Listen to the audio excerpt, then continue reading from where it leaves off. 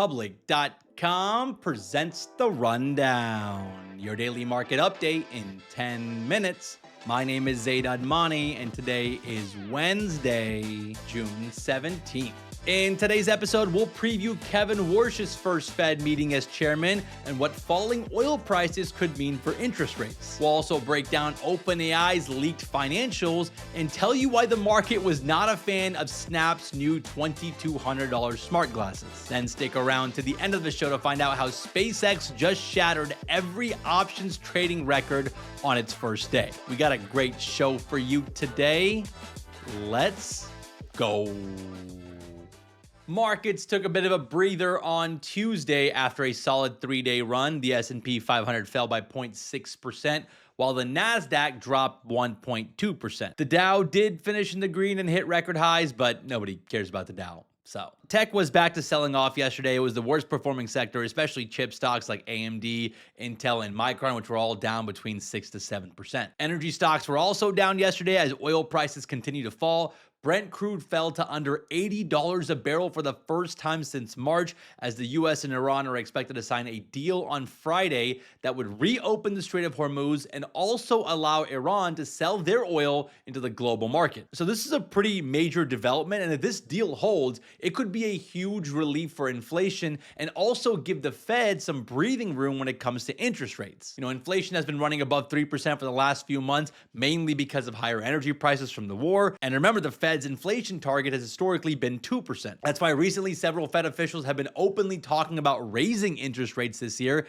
to get inflation under control, especially since the labor market continues to be stable. In fact, the market is pricing in a 60% chance that the Fed does raise interest rates by the end of the year. We should get more information today on what the Fed is thinking as the Fed meeting wraps up. This is the first Fed meeting under new Fed Chair Kevin Warsh, and the Fed is expected to keep interest rates unchanged between 3.5% and 3.75% at this meeting. But the market will be paying really close attention to what Kevin Warsh says in his press conference. Remember, President Trump constantly criticized previous Fed Chair Jerome Powell for not cutting interest rates. So I'm sure he's expecting Kevin Warsh to cut interest rates at some point. But with where inflation is at right now, that puts Kevin Warsh in a tough spot. Maybe Kevin Warsh won't hammer the 2% inflation target the way that Jerome Powell did at every single one of his press conferences. And look, now with oil prices coming down thanks to the Iran deal, Warsh can probably make a stronger case to the rest of the Fed committee to keep interest rates where they are. So it should be an interesting day, and I'm really curious to see how the market reacts.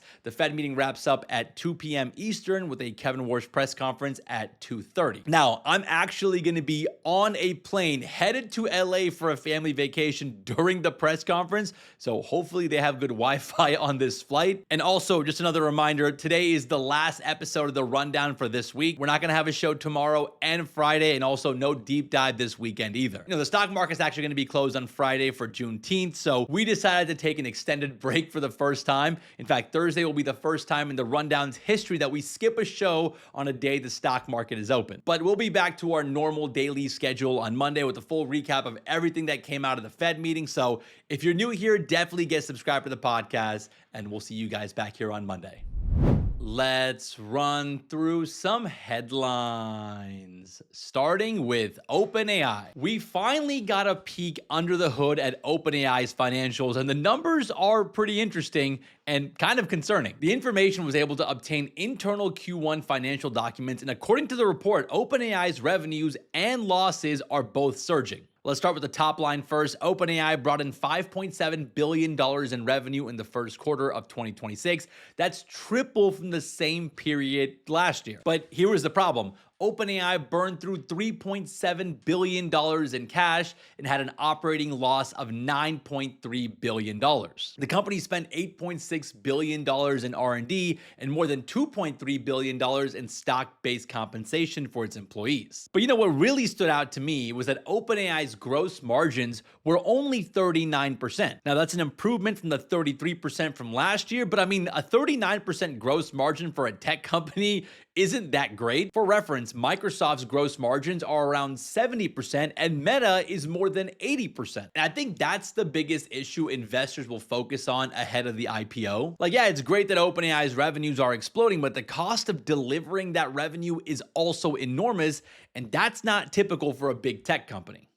Let's shift gears and talk about Snap. Snap showed off their state-of-the-art augmented reality smart glasses yesterday, which they're calling Specs. And oh my God, are these glasses hilariously ugly. If you're not watching this on video, the best way that I can describe them is that they look like the glasses worn by the old guy from Up, except they're powered by a Qualcomm chip and they cost $2,200. Now, to be fair, the tech in these glasses looks impressive on paper. It uses advanced displays to overlay high-resolution 3D images and information onto the real world. Think like navigation and live translation, notifications, and it's all projected right through the lenses, which is pretty cool, I guess. The problem, though, is that people don't want to wear ugly and bulky glasses on their face, especially if it's going to cost $2,200. The reason the Meta glasses were so successful is because they look like normal glasses and they cost about the same as normal glasses. Like, most people can't tell you're wearing smart glasses when you're wearing the Meta glasses, but you can definitely tell if someone was wearing these Snap Spec glasses. So yeah, the internet was just dunking on these glasses yesterday, and the market hated it too. Snap stock fell nearly 10% following the announcement. What blows my mind about all of this is that CEO Evan Spiegel called the Specs his life work, and the company has spent a decade plus and billions of dollars developing the technology. What I don't understand is that nobody had the guts to tell Evan after seeing the prototype that these glasses were going to be an instant laughingstock. I guess that explains why Snap stock is down 90% over the last 5 years. Let me know in the comments on what you guys think. Is anyone out there actually interested in getting these glasses? And if so, why?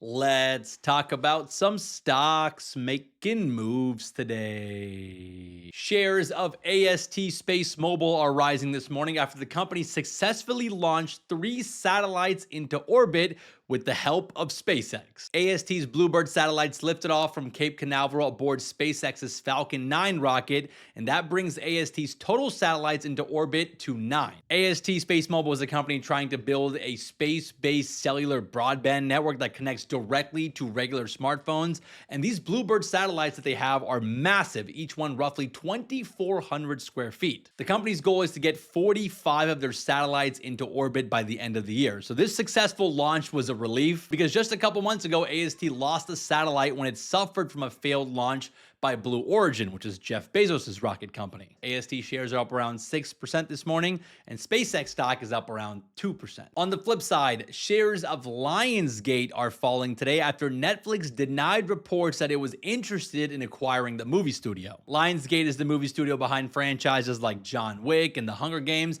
and they saw their stock surge 14% on Tuesday on reports of a potential takeover from Netflix. But then Netflix came out and bluntly said that they are not pursuing Lionsgate, so the stock is giving back some of those gains this morning.